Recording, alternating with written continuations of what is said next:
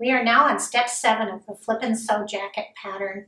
This part is the demo for sewing your jacket together. You're almost there and you'll be able to wear your jacket soon. The first thing you want to do with these pieces after they're trimmed is to do an overcast stitch or a serging stitch on the edges that will be raw on the inside of your jacket. That's basically the shoulders, the side seams, and the 3 sides of your jacket, both sides of the jacket sleeve, both sides of the sleeve and the top. They will all be raw, and if you do an overcast stitch on your machine or a serging stitch, that will keep them nicer when you wear and wash your jacket. Once that's done, you will then sew your jacket together in this order. It's a good idea to actually mark down what your seam allowances will be. In the case of Anne's jacket, we decided that a 1/2 inch on the shoulder would work well, and on the sides, a 1/4 inch seam. And then we trimmed the sleeves so that when she sews those together, we'll be using a 1/2 inch seam. So it's a good idea to jot those down so when you get to the machine, you'll remember how that was. You can leave the pin in the neck just because that's going to be done after you sew the jacket together.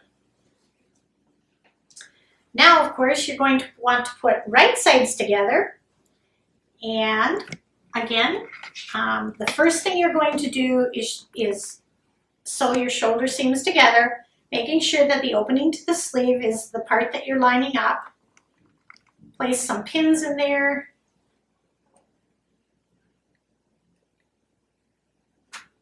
On both sides, and then you can go to your machine and sew that seam.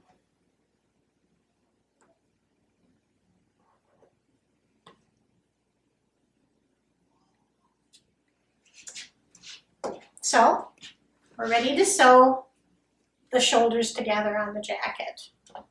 Once you have that seam done, you're going to want to open the seam and press it and top stitch.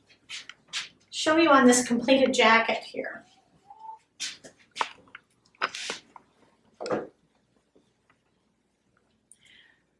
You can see that I pressed the seam open. On this one I used a zigzag stitch for my in place of the overcast. It's one of the first jackets that I did. But you're going to want to press the seam open and then use a top stitch on the right side, estimating about 1/8 to 1/4 inch from each side of the center seam.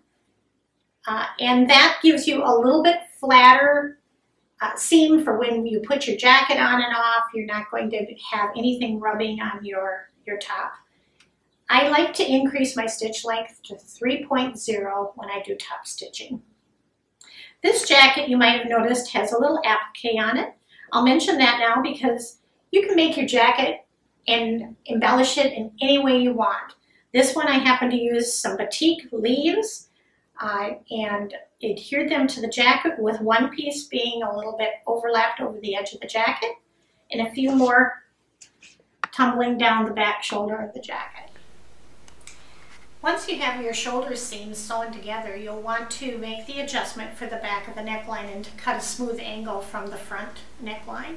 You pin this back to fit the way you wanted it to fit. So you'll just remove that pin and place it in the fold line. And then using a chalk liner or some kind of marker, you're going to want to draw a line indicating where you would want to cut. May not be showing up so well on the camera, but I now have a line marked that takes the 2 front cuts of your neckline, ties them into the back where you want it trimmed, and in this case it's right above the ridge of the crew neck. We're not taking out all of it. You'll still see some of the crew neckline here, and when you put your binding over the top of that, it'll look very finished. Trim that out with a scissor and you'll be ready for the binding stage. Now that we have our shoulder seams sewn together and top stitched, we will want to insert the sleeves. That's the next step. So you want to find the center of your jacket sleeve opening And it's not going to be right at the seam, it's going to be slightly back of that shoulder seam. Once you do that, find that center point of the opening, mark it with a pin. You're going to do the same with the sleeve. You're going to fold the sleeve in half, find the center of the sleeve, and mark it with a pin. Now, using right sides together and using those two markings, you'll start by matching up the pins, remove one of them, and secure that. I then move to the outside of the sleeve opening, and some sleeve openings and sleeves are more delineated than others. Again, it's a sweatshirt, and everyone will be a little bit different. So the next thing I do is find the outside of the opening and the outside of the sleeve, and I mark that. This is a step that if your sleeve does not fit, you might need to trim a little bit more under the arm. At this point, and this one looks like it'll be very good, you find the center between those two pins, secure it, and this might need to be eased in a little bit, but Anne's jacket here is going to be great. Then the next step is to do the other side, opening for the armhole, and now you will take this to the machine and sew using a 1/4 inch or a 1/2 inch or 3/8 of an inch, whatever you determined was the best fit for your jacket. The last seam to be sewn on your jacket is under the arm and down the side. That's done all in one step. So you've got your sleeve sewn in, your seam pressed open and top stitched.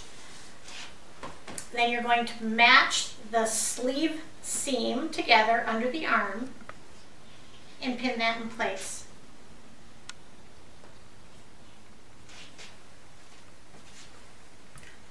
And then you'll pin both directions from there. So down the sleeve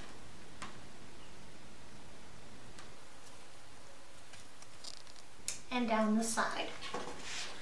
Now you'll see that on this jacket that the front is now longer than the back.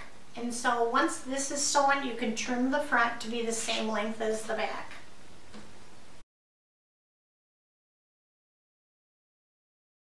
You now have it pinned and you'll be ready to sew. On my black and white jacket here, then you can see once the seams are all sewn down the side, the sleeves, and pressed open, top stitched, they will lay nice and flat for wearing over the garment of your choice. The one thing you might want to think about when you're sewing together your jacket, if you're concerned about the fit, baste it together first. The basting stitches then can easily be taken out.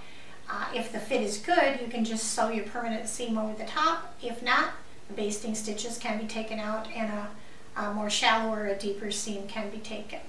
And I hope that you will enjoy your jacket and wear it in good health.